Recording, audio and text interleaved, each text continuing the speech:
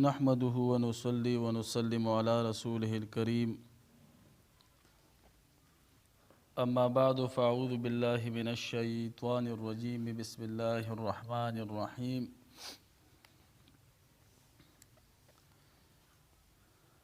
قال الله تعالى في كلامه المجيد والفرقانه الحميد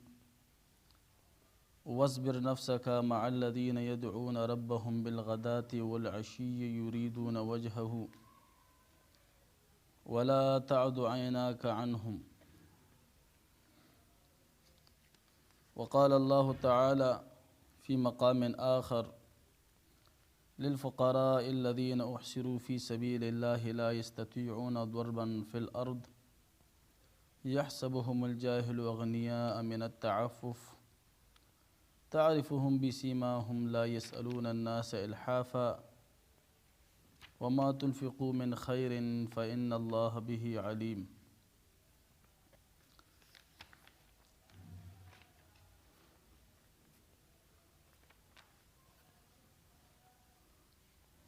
وعن أبي هريرة رضي الله تعالى عنه قال قال رسول الله صلى الله عليه وآله وأصحابه وسلم رب أشعث أغبر مدفوع بالأبواب لو أقسم على الله لأبره أو كما قال عليه الصلاة والسلام.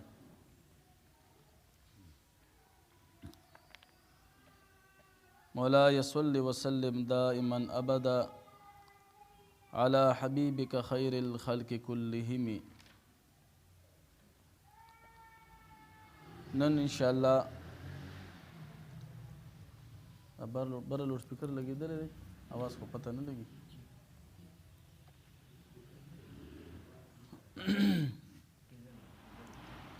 د تصوف کی چکم آخر لفظ دے لفظ فی پاغه باندې زمونږ خبرې روانې وي تیز کا کنه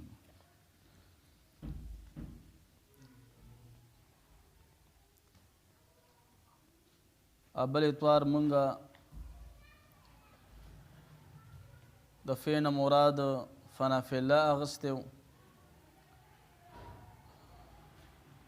او دویمه خبر مو سره دا کړې وه چې د فین مراد فقر هم دے یعنی فقیر هم دے. انشاءاللہ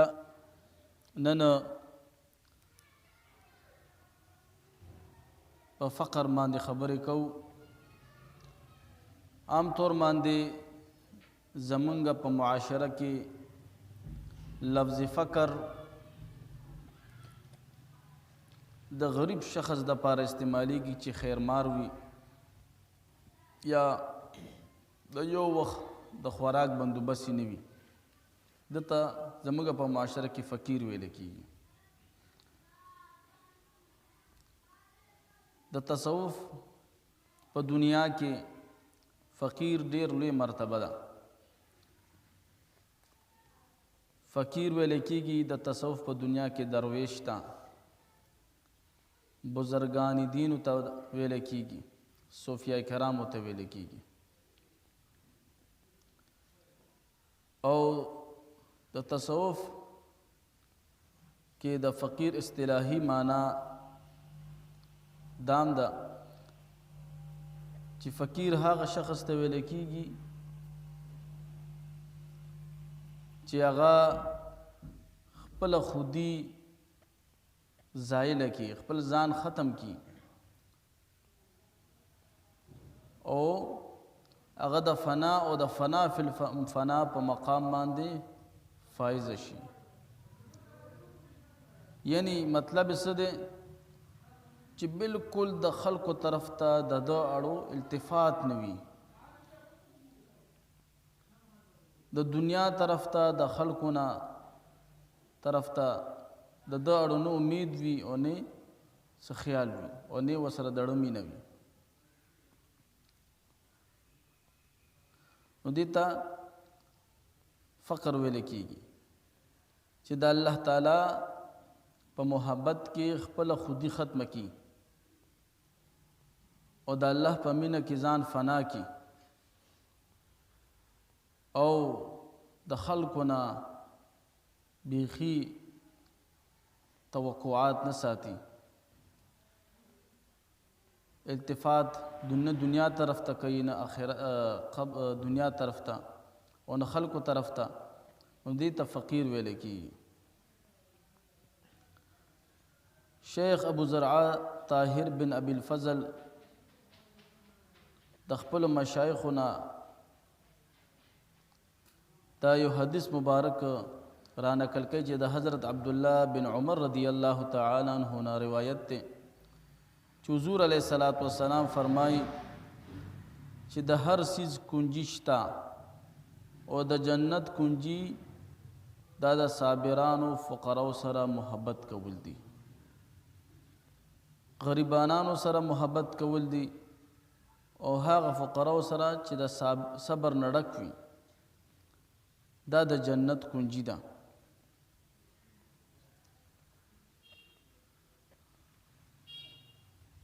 او حضرت رویم رحمت الله تعالی علیہ فرمائی چې تصوف پدری خصلتونو باندې مشتمل دی چې آی کې فقر اختیارول سخاوت کول او اعتراض نزان ساتل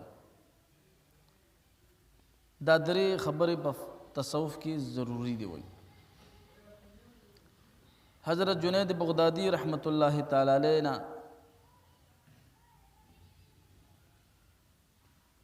چاته پوښتنه وکړه چې تصوف په څه ته ویل کېږي نو هغې ورته دا خبره وکړه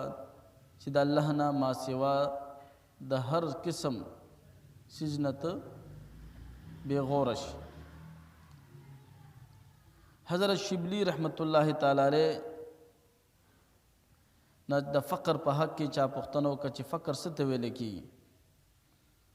نو هغې مبارک حضرت شبلی رحمت الله تعالی علیہ ورته فرمایل چې د حق نه سوا د چا هم پروا ونه ساتي دې ته فقر ویل کېږي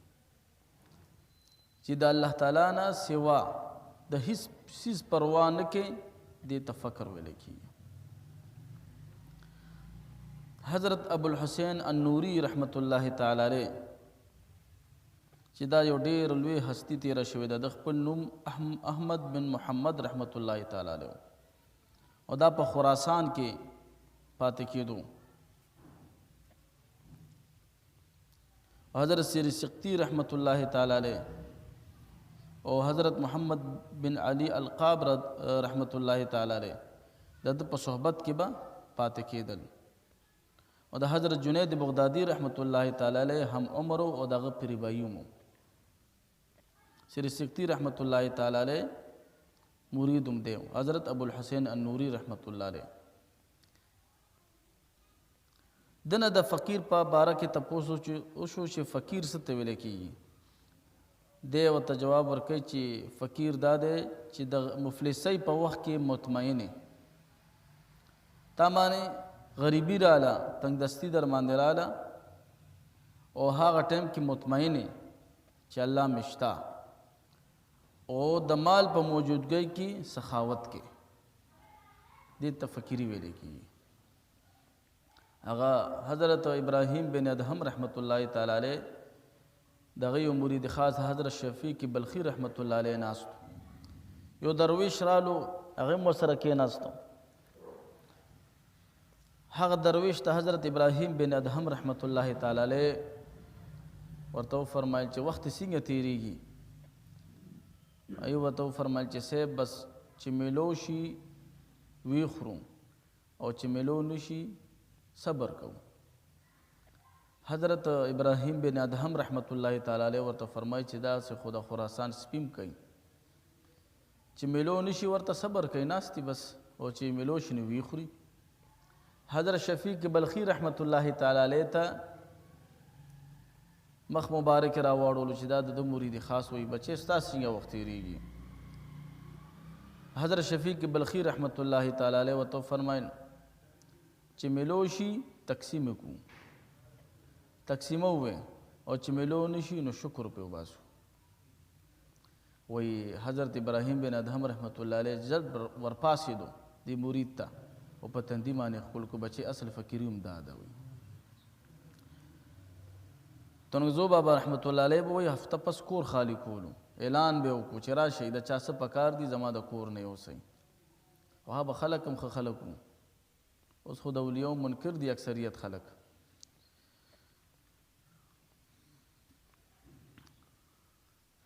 صوفیا کرام فرمایي چې مخلص فقیر هغه دی چې دی د دولتمندۍ نه پرهیز کوي، دی ترې نه داسې پرهیز کوي چې هسې نه د دغه دولت په وجه زما د فقیرۍ ته څه نقصان ونه رسېږي. وایي څنګه چې دولتمند سړی د فقیرانو نه کناره کش کېږي، سایډ ته کېږي، وایي داسې دا فقیر سړی د دولت نه کناره کش کېږي.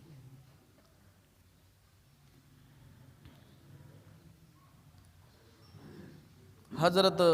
مظفر القرمیسینی رحمت الله تعالی علیه چې دا هم یو ډېره لوی هستي تېره شوې ده د ایران کې د روزه مبارکه د په کوهستان علاقې سره، او دا د خپل وخت ډېر لوی یکتای روزګارو یو ډېر لوی درویش تېر شوی دی. دی فرمایي حضرت مظفر القرمیسینی رحمت الله تعالی علیه چې فقیر هغه دی چې د مخلوق ته هیڅ قسمه حاجت نه پیش کوي، چې بیمار منا جوړه تکلیف کې د ده معامله ټوله خدای سره ډاري کی، بس صرف خدای ته خپل حاجت پیش کوي.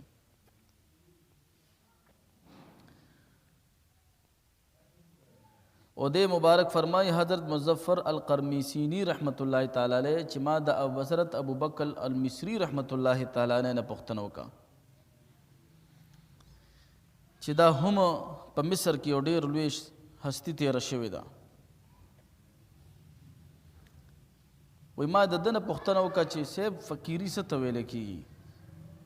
وایي هغې راته یو ډېر عجیبه جواب راکړو چې فقیر دې ته ویلی کېږي چې نه د څه مالک وي په دنیا کې او نه په ده باندې څوک مالک وي، بس د ده ټول هر څه الله سره وي. یعنې فقیر د خدای مخامخ صرف حاجت پیش کوي او د بل چا مخکې حاجت نه پیش کوي. یعنې مطلب د دې څه شو چې فقیر به همیشه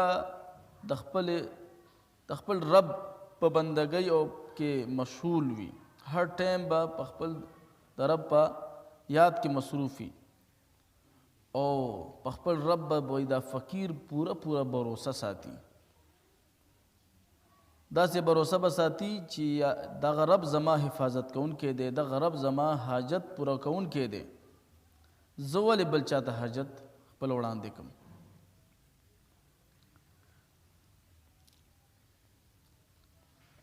نو دا د فقر تعریفاتو حضور نبی کریم صلی الله علیه وسلم مبارک هم د فقر په حق کې ډېر ښایسته احادیث مبارک فرمایلی دي چې عین الفقر کې حضرت سیدنا سلطان باهو سے مبارک رحمت الله تعالی علیه د حدیث مبارک را نقل کړي دي چې هغې مبارک فرمایي چې من اراد الدنیا فهو اراد الدنیا ومن اراد العقبه فهو اراد العقبه ومن اراد المولى فهو اراد المولى. وایي څوک چې د دنیا طلب کوي دته به دنیا ملوش. دا د حدیث مبارک دی، سلطان باهو صاحب په عین الفقر کې را نقل کړی دی. او څوک چې آخرت غواړي هغه ته به آخرت ملوش،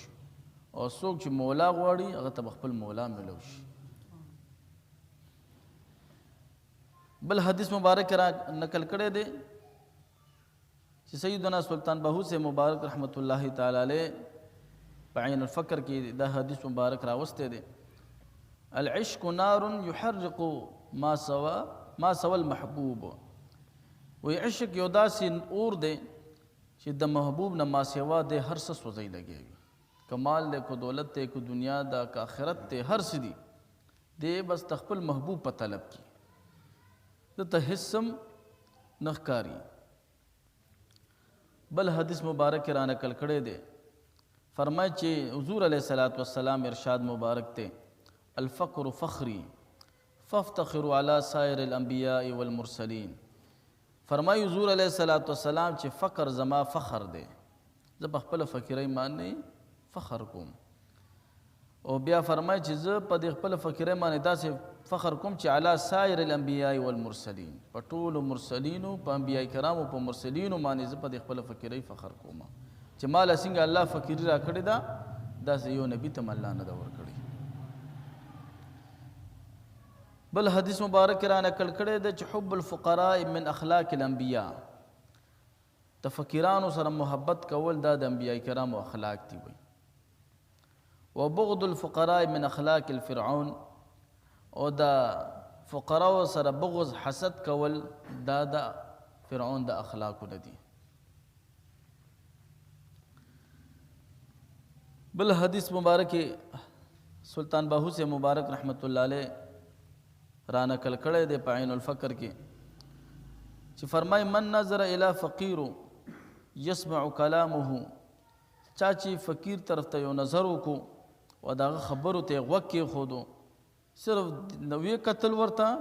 او دغه خبرو ته یې غوږ کېښودو، یحشره الله تعالی مع الانبیاء والمرسلین. په ورځ د محشر به د دغه فقیر په برکت سره دی به د انبیاء کرامو د مرسلینو سره ولاړي. دون لویه درجه بوله الله ورکي. حضور نبی کریم صلی الله علیه وسلم مبارک فرمای چې کله دغه آیات مبارک په ما باندې نازل شو چې واصبر نفسک مع الذین یدعون ربهم بالغداة والعشی یریدون وجهه،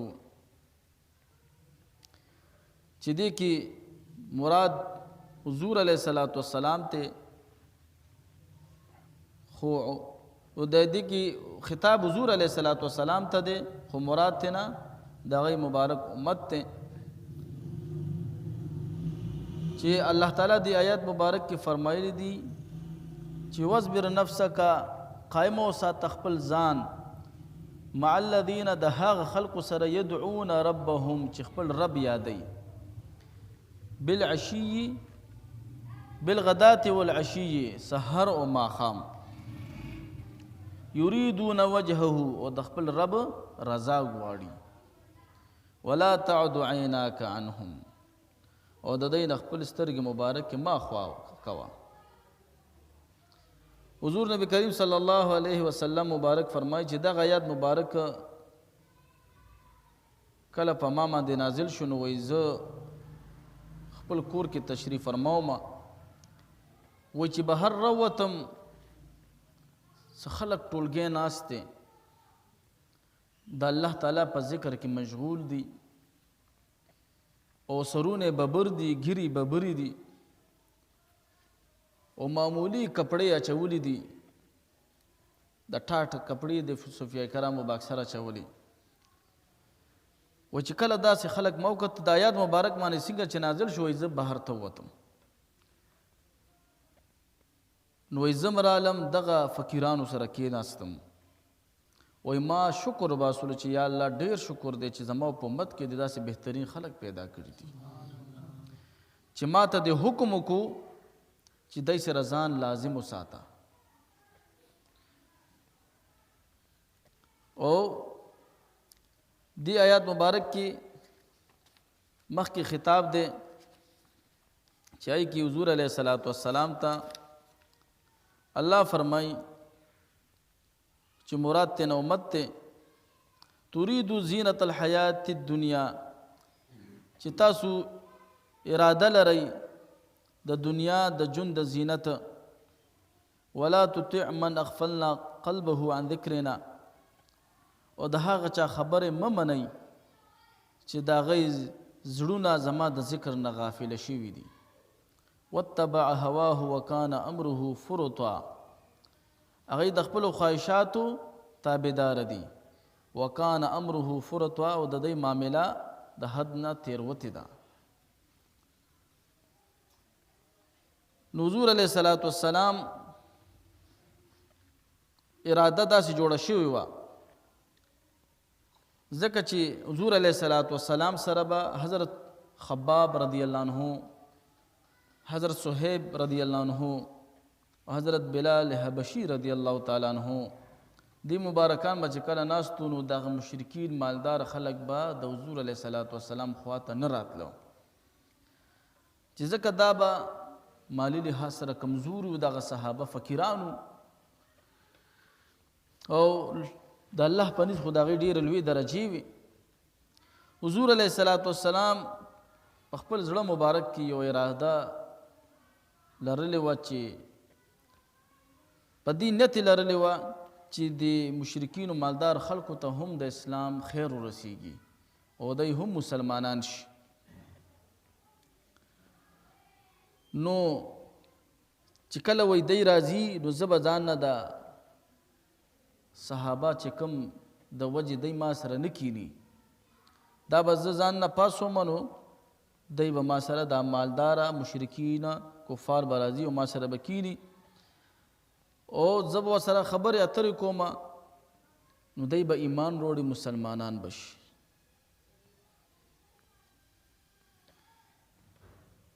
خو بیا الله تعالی د زړونو مالک ته خبر دی د علیم بذات الصدور دی الله تعالی حضور علیه الصلاۃ والسلام ته آیات مبارک بل رولېږلو چې ولا تطرد الذین یدعون ربهم بالغداة والعشی یریدون وجهه په سورة الانعام کې دی دا آیات مبارک چې ای محبوبه تاسو ځان نه مه لرې کوئ هغه خلک چې کوم سحر او ماښام د خپل رب په عبادت کې مصروف دي اخو د الله تعالی رضا غواړي ټول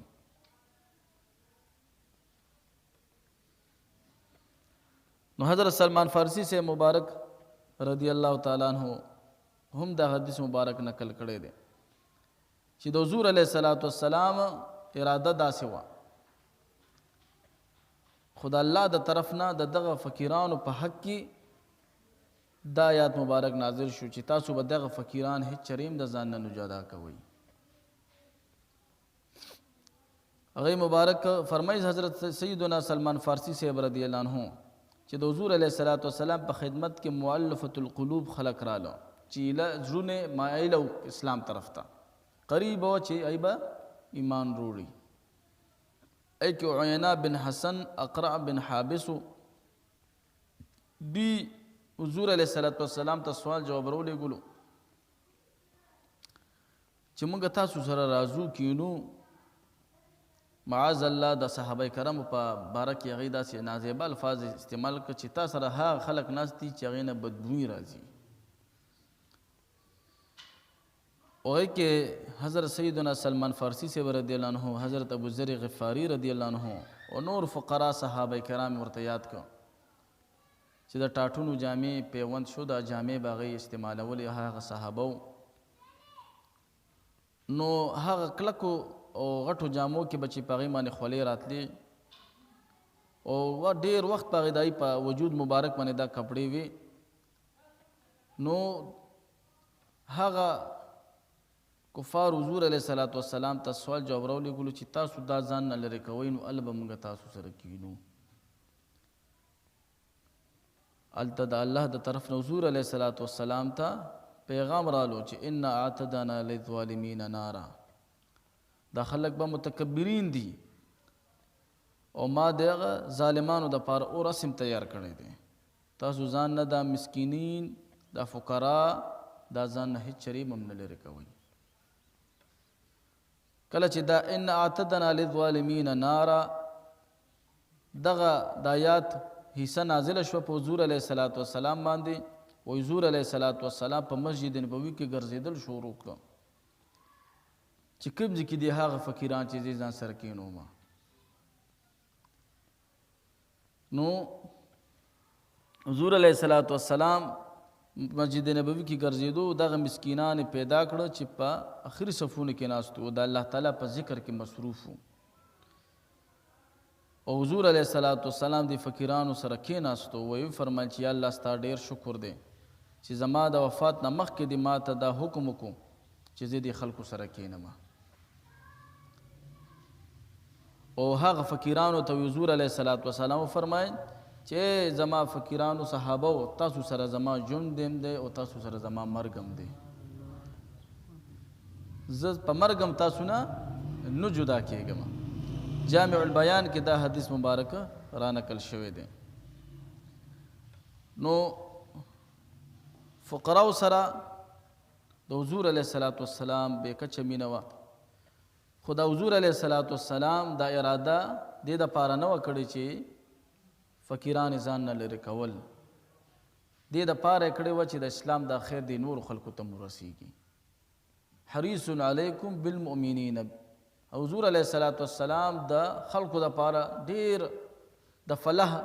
حریص و چې دا خلکو ته څنګه خیر ورسیږي، په څنګه طریقه د خلکو ته خیر ورسیږي. نو د حضور علیه الصلاۃ والسلام دا اراده وه. حضرت عمر ابن الخطاب رضی الله تعالی عنہ فرمایي چې د هر څیز چابي شته او د جنت چابي مساکین او فقراو سره محبت کول دي. دا د جنت چابي ده.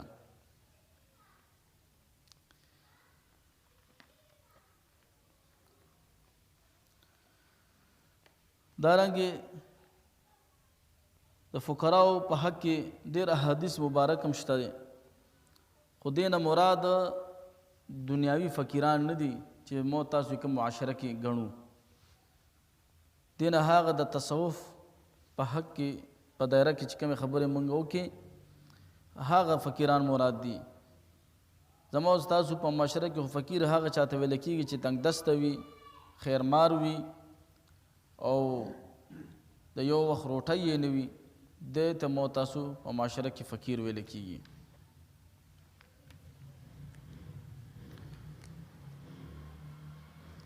حضرت حارثہ بن وهب رضی اللہ تعالیٰ عنہ فرمائی چې حضور علیہ الصلاۃ والسلام ارشاد مبارک ته چې آیا زه تاسو ته د اهل جنت په باره کې خبر در نه کم چې جنتیان څوک دي؟ آیا زه تاسو ته د جهنمیانو په باره کې خبر در نه کم چې جهنمیان څوک دي؟ نو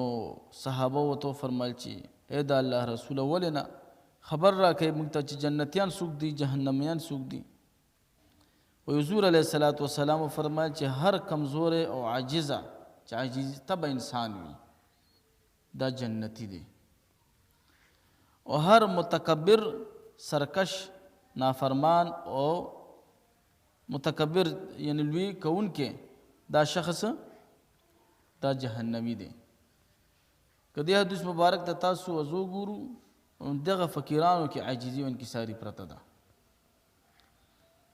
او دا فقیران د لوی مرتبو خاوندان می او فقیری ګورې دی د الله تعالی نه غوسته د پخپله. دا حضرت ابراهیم بن ادهم رحمت الله تعالی علیه په مخ کې یو درویش جړل. حضرت ابراهیم بن ادهم رحمت الله تعالی علیه ورته فرمایل چې ولې جاړي؟ وایي جی ډېره مفلسي مې ده، غریبي مې ده. حضرت ابراهیم بن ادهم رحمت الله علیه ورته فرمایل چې داسې لږې جوړې دا درویشي دې جوړې د مفت واغستې ده ځکه غریبۍ باندې جاړي. نو هغه درویش ورته جواب ورکولی درویشي اغستلی کېږي څه؟ وایي او بالکل اغستلی کېږي، ما د بلخ په بادشاهي اغستې ده دغه درویشي، د بادشاهي تخت مې پرېښودی دی او په دشتو بیابانو په غرونو کې مصروف یم د الله په عبادت کې. دا ګوره د مکې معظمې د خانه کعبې منجورې ما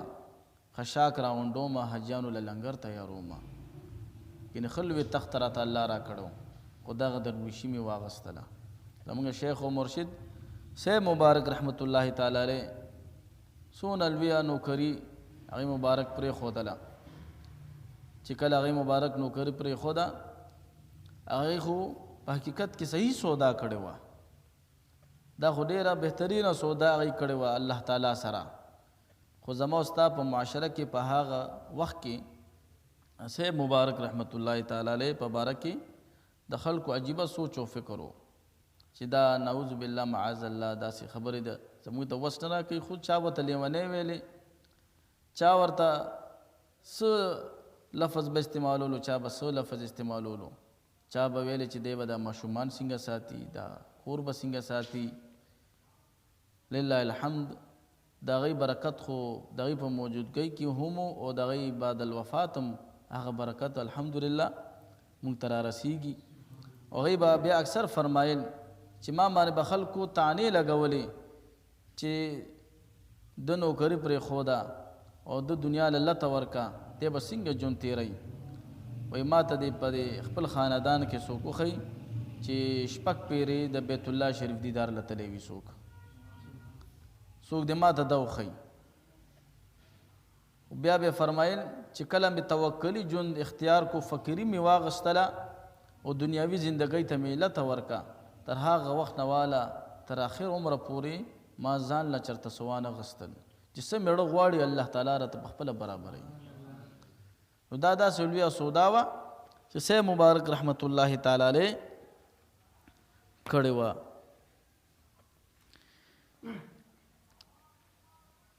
حضرت ابو هریره رضی الله تعالی عنہ فرمایي چې مسجد نبوي کې به یو زنانه راتله او په پرده کې به راتله او د مسجد نبوي به جارو کو. بیا فرمایي چې زه شک کې یم چې دا یو سیاه فامه نوجوان به راتلو. فرمایي چې یا به زنانه راتله او یا به یو ځوان راتلو، دا مسجد نبوي به جارو کو. حضور علیه السلام به ورته کتل، سر وضو کې هغه زنانه یا هغه هلک ښکاره نه شو.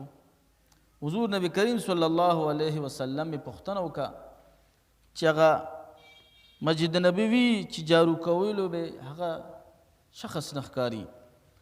صحابه کرامو ورته وفرمایل چې ای د الله رسوله اخو انتقال شوی دی، وفات شوی دی. حضور نبی کریم صلی الله علیه وسلم مبارک وفرمایل چې وا تاسو زه خبر کړی نه یم چې د جنازې ته زه تللی وی. حضور علیه السلام هماغه وخت پاڅېدو او وی فرمایي ما ته قبر وښیي چې زه لاړ شم د ده په قبر په خپله جنازه وکړم. نو دا د فقراو کار دی. بل حدیث مبارک کې حضور نبی کریم صلی الله علیه وسلم فرمایي، د حضرت سیدنا ابو هریره رضی الله تعالی عنہ روایت دی، د مسلم شریف حدیث مبارک دی چې رب اشعت اغبره، چې ډېر داسې ببر سري شته دی چې سرونه یې ببر وي، په ګیرو به ببر وي. وګوره حضور علیه السلام ګیرې پکې یادې کړي دي، یعنې دا فقیران به د شریعت ظاهري لباس باندې برابر وي. ګورئ د دغه فقیرانو حال به داسې وي چې ګیرې به مي په سر به ببري. مدفوع بالابواب، چې خلک به د دروازو نه منکۍ شړي به. لو اقسم علی الله لابره، او کدی په الله تعالی باندې یو قسم وخوري د الله په نوم باندې چې دا کار دې داسې وشي، نو لابره الله تعالی وایي د دوی دا خوله نه غورځوي، یا به پوره کوي. وایي د داسې فقیرانو په حق کې حضور نبی کریم صلی الله علیه وسلم مبارک فرمایلی دي. حضور نبی کریم صلی الله علیه وسلم فرمایل چې زه د جنت په دروازه باندې ولاړم، و چې جنت په دروازه باندې ولاړم او چې کوم جنتیان جنت ته داخلېدل نو هغوی کې اکثریت فقراو وي، او چې کوم خلکو د مالدارۍ او د خوشحالو زندگی په دنیا کې تیره کړې ده هغه به اکثر وی په دغه دروازه باندې د جنت ودرولی شو. او بیا یې فرمایل بیا لاړم د جهنم په دروازې ته، د جهنم دروازې ته چې لاړم هلته ودرېدم نو فرمایل چې اکثریت مې وکتل چې زنانه جهنم ته روانې وي، زنانه جهنم ته روانې وي. د بن اسرائیلو کې یو درویش تیر شوی دی، یو فقیر تیر شوی دی چې د هغه یو بهترین کرامت هم د هغې د دې واقعې نه ما تاسو ته ظاهر کیږي چې حضور علیه السلام یو حدیث مبارک کې فرمایي، د حضرت سیدنا ابو هریره رضی الله تعالی عنہ نه روایت دی، یہ د بخاری شریف او د مسلم شریف حدیث مبارک دی، ډیر اوږد حدیث مبارک دی چې هغه فرمایي چې درې اشخاص او درې ماشومانو په زانګو کې خبرې کړې دي. یو حضرت سیدنا عیسی بن مریم رضی الله تعالی عنها، حضرت عیسی علیه السلام چې د زوی د مریم بیبي دی رضی الله تعالی عنها او دویم جریج چې دا ډیر عبادت گزاره شخص تیر شوی دی او یو بل ماشوم په بن اسرائیلو کې یاد کړی دی. دغه جریج په باره کې حضور علیه الصلاۃ والسلام فرمایي چې دا ډیر عبادت گزار او په عبادتګاه کې به هر ټیم ناستو. یو ورځ دته خپله مور بیبي راله. مور بیبي ورته آواز وکړو چې جریجه راشه. وایي دی په مانځه باندې ولاړو. وایي جریج ځان سره پړه کې سوچ وکړو چې یو طرف ته الله ته ولاړ یم او بل طرف ته د مور آواز دی څه وکړم. خو یې د پړه کې فیصله وکړه چې زه مونځ جاري وساته. او دا مسله یاده ساتئ چې فرضي مونځ کې د مور په آواز باندې بیا خیر دی آواز مه ورکوه. نفلي مونځ کې نو بیا مونځ مات که د مور په آواز باندې آواز ورکه. کیدای شي چې د نفلي مونځ کولو مور بیبي لاړه همداسې د مونځ مات نه کو. په دویمه ورځ بیا مور بیبي راله. دی هم په هماغه شان په مانځه ولاړو. هغې ورته ډېر اوازونه وکړه خو جریج بیا هم آواز ورله ورنکړو. خپل مونځ یې جاري وساتلو. خو د مور بیبي د خولې نه یو بددعا ورته وخته چې الله تعالی دې تر هغه وخته پورې تاله مرګ رانولي څو پورې چې ته د فاحشې یو زنانه په فتنه کې اچولی شوی دی. بس دا د مور بددعا ورته. مور یې لاړه. دی په خپل عبادت کې مصروف و. په د بن اسرائیلو کې یو ډېره حسین او جمیله زنانه وه چې ډېره بدکرداره وه. هغې چیلنج خلکو ته ورکړو چې دا جوریج خو تاسو ډېر پاک دامن او ډېر عبادت ګزارې ګڼئ خو زه به دی دوکه کومه. دی به زه ځان طرف ته مایله کومه. دا زنانه راله. جریج صاحب رحمت الله تعالی علیه په خپل عبادت کې مصروف. دی ډېر ناز و اداګانې جریج صاحب رحمت الله تعالی علیه ته وکړې خو جریج صاحب په خپل عبادت کې مصروف و. هیڅ التفات توجه یې ورته ونه کړه. دغه عبادتګاه سره یو شپونکی اوسېدو. دې زنانه سوچ وکړو چې راځه د شپونکي سره تعلق جوړ کا او د ده په ذریعه به دا جوریج ګمراه کړي. دې شپونکي سره ناجایزه تعلق دې زنانه جوړ کړه تر دې حده پورې چې دغه شپونکي نه دغه زنانه حامله شوه او الزام یې په جوریج صاحب باندې ولګولو. دغه بدکاري زنانه په جوریج صاحب باندې الزام ولګولو چې زه کومه امیدواره شوی یم دا د جوریج صاحب نه یم. خلک را لګي شو. د جوریج صاحب عبادتګاه ټوله روانه کا. جوریج صاحب ډېره بې عزتي شوه. جوریج صاحب رحمت الله تعالی علیه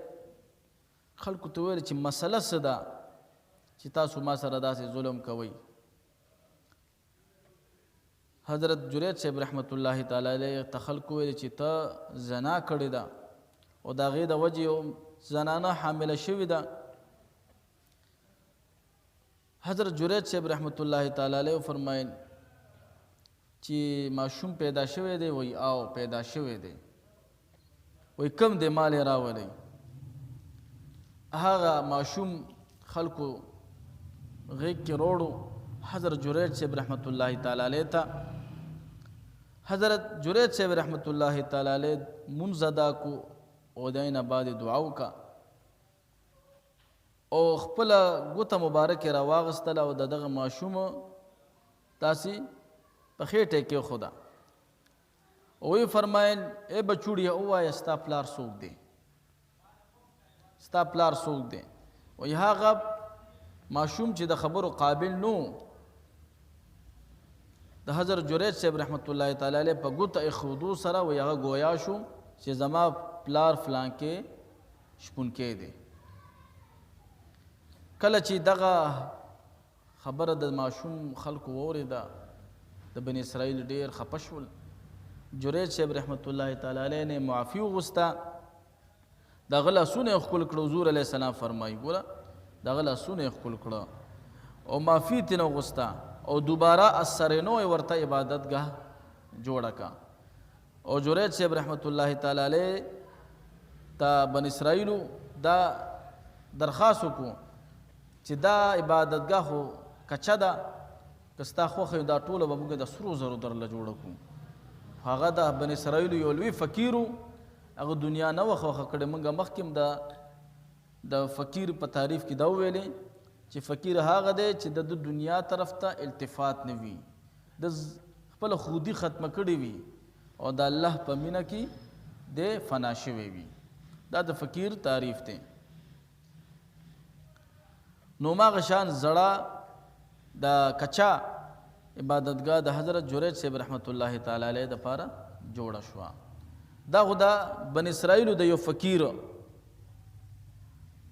واقعه وه چې دا د بن اسرائیلو کې یو ډېر لوی فقیر تیر شوی دی. دارنګې په حضرت قطب الدین بختیار کاکی سے مبارک رحمت الله علیه باندې هم یو بهتان لګېدلی و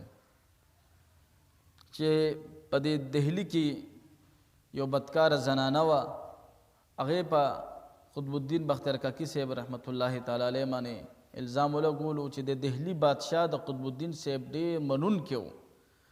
او هغې ته چا رشوت ورکړو دې زنانه ته چې د ده خو د بادشاه په مخ کې ډېر زیات عزت دی او دغه عزت بس ستا په وجه ختمیږي چې ته چا سره بدکاري وکړه او راشه بادشاه ته فریاد وکړه چې زه د قطب الدین بختیار کاکی صاحب رحمت الله علیه نه حامله شوې یم. هماغه شانې دې زنانه وکړه چې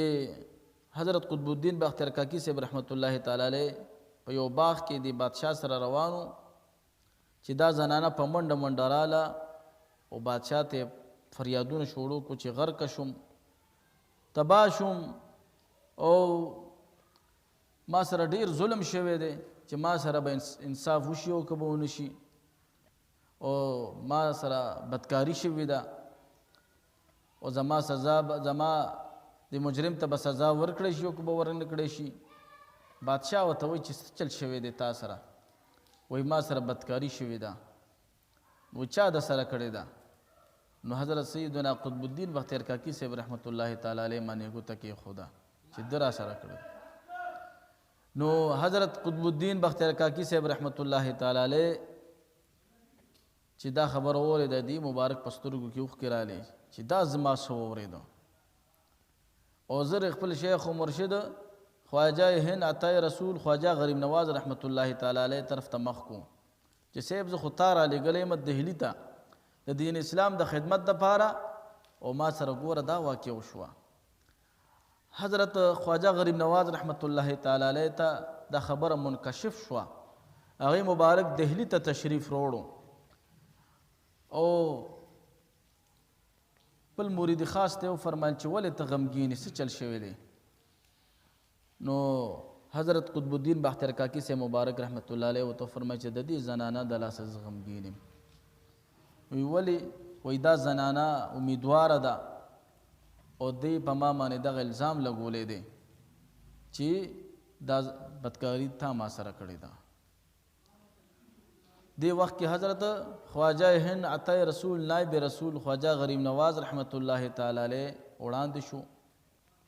او دغه زنانه ته وفرمایي چې را مخکې شه او د هغې په بطن باندې خپله ګوته مبارکې کېښوده او په دغه الفاظو کې خواجه صاحب رحمت الله علیه ګویا شو چې ای د مور په خېټه کې ماشومه ته ووایه ته د چا د امتیازونه پیدا شوې؟ وایي هغه ماشوم د مور د خېټه نه آواز ورکوي چې د فلانکي شخص د امتیازونه پیدا یم زما مور هغه سره بدکاري کړې ده. وایي دا خبره بادشاه هم واورېده او بادشاه سره چې څونه په دربار کې خلک موجود وو هغه هم واورېده. نو د فقیرانو بیا داسې بادشاهي وي. فقیرانو دا بادشاهي اولیاء نیکان پاکان دی دا فقر په خپله د الله نه غوستی دی. ګورئ دی باندې که دا تنګدستي وي نو دا په خپله د الله نه غوستی ده. او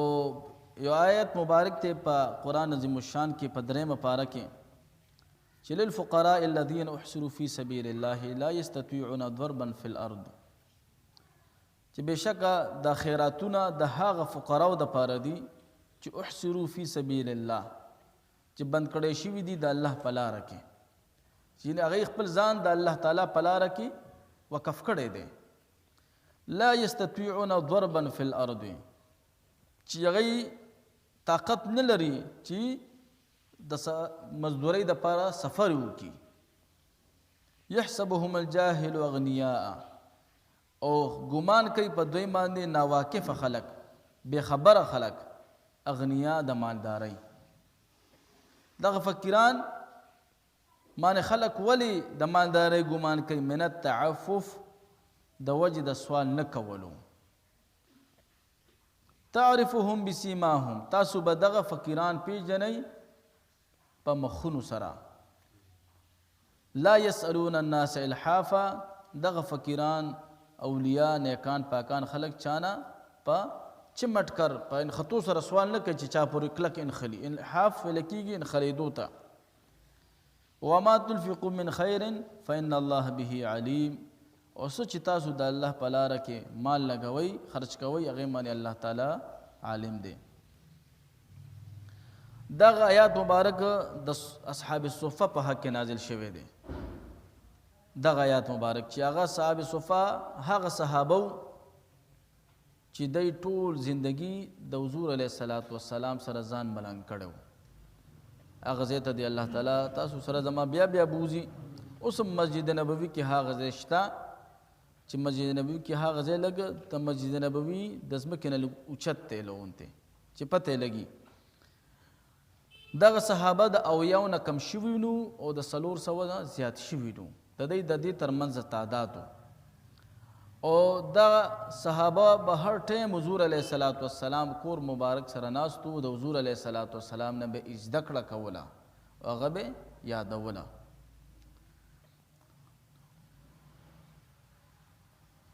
او علما د تصوف اشتقاق د صوفه نه هم کوي چې دغه صوفیاء کرام هغه صوفیا دي چې دا د اصحاب صوفه په طریقه باندې روان دي څنګه چې اصحاب صوفه فقر خوښ کو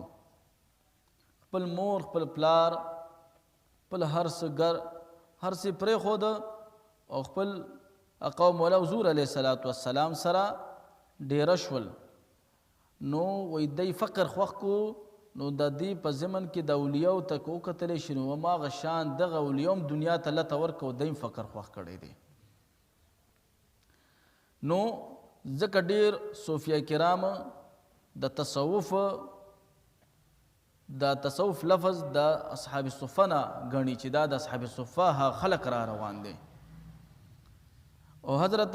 شیخ ابو بکر بن اسحاق بخاری رحمت الله تعالی علیہ ایقاظ الهم فی شرح الحکم دی کی فرمائی چې انما سموا صوفیة القرب اوصافهم من اوصاف اهل الصفه وی صوفیاء کرام ته ولی صوفی ویل کیږي چې ځکه ډیر عادتونه او ډیر صفاتونه د اصحاب صفه چې کومون او بټول د صوفیاء کرام کې موجود دي وي الذين كانوا في عهد رسول الله صلى الله عليه وسلم چې دا اصحاب صفه ها خلق دي چې د حضور علیه الصلاۃ والسلام په وخت کې موجود وو نو د اصحاب صفه په صفاتو کې نن سبا کو ګورو موتاسونو مشایخ حکم راضي سونا مشایخ حق چې ناس دي علماء حق دي مبلغین چې کوم حق دي طالبان د حق دي خادمان د دین حق دي دا ټول په دې کې شامل دي ګوره چې دې خلکو په دنیاوي په دینی کارونو کې ځان مشغول کړي دي په صحیح مانو کې او د غټلو فرصت دی خلکو ته نه ملاويږي او تاسو کو کتلیم ویم دغه خلک دغه مشایخ حق علماء حق دي که طالبان د حق دي که د دین اسلام دي هماغه شان د اصحاب صفه په شان د خپل د عزت په وجه چا نه سوال نه کوي. ګورئ د خپل د عزت په وجه چا نه سوال نه کوي او د خپل فقر هم د خلکو نه پټوي، چاته د خپل زړه حال هم نشي ویلی. او نو د هغې د وجې دا صوفیه کرامو دغه مشایخ خلکو په ګمان کوي چې دا ډېر مالدار دي، په سپینه جامه په سپین پټکو او د دوی هغه ښایسته صورت باندې خلک دا ګمان کوي چې دا ډېر خوشحاله خودي د ټولو نه،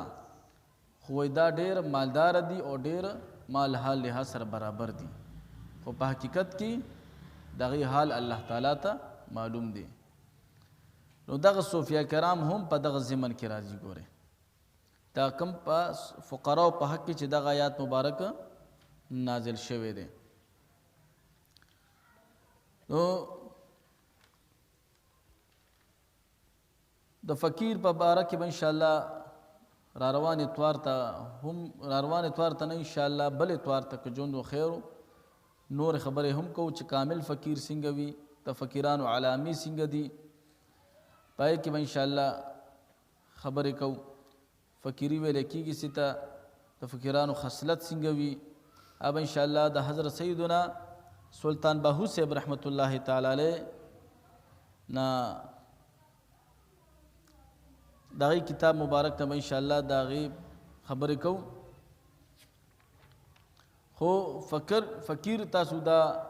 ځان سره یاد وساتئ چې په تصوف کې دا درویش ته ویل کېږي، صوفي ته ویل کېږي، بزرګ ته ویل کېږي، او فقیر هغه وي چې د حق نه سوا د چا پروا نه کوي. فقیر هغه وي چې د په غریبۍ کې مطمئن وي او د مال په موجودګۍ کې د بیا سخاوت کوي. دا صوفیه کرامو د فقیر